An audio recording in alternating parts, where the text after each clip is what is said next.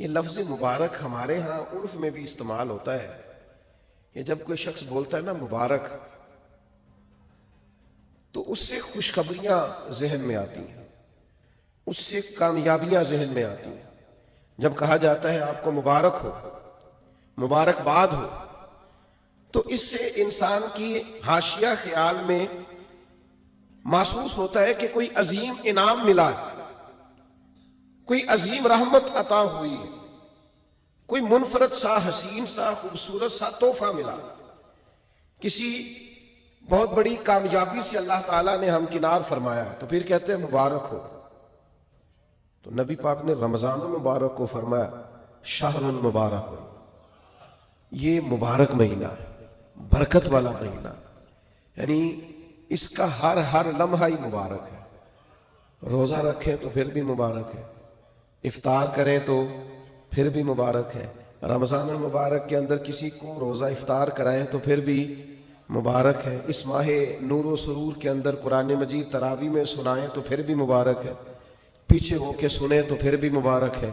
रब दे तौफीक, अल्लाह करे फजल, तो रमजान मुबारक के अंदर अगर मिले तौफीक बंदा बैतुल्लाह की ज़ियारत करे तो बड़ी मुबारक है।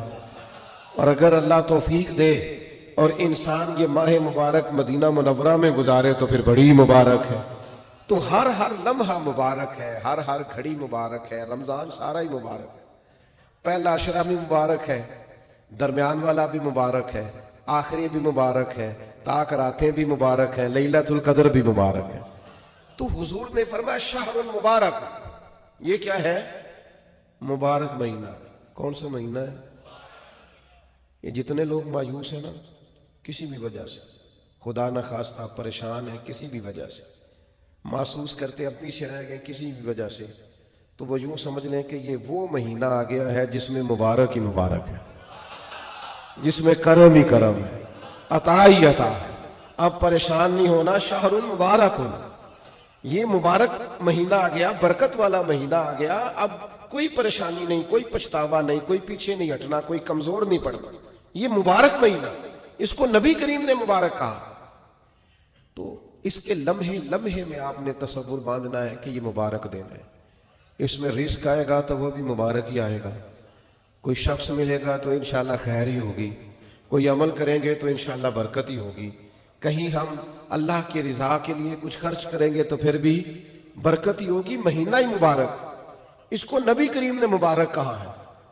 लिहाजा जो परेशान लोग हैं ना, वो यूं समझें कि रमजान का चांद तुलू होते ही वक्त ही मुबारक का शुरू हो जाएगा।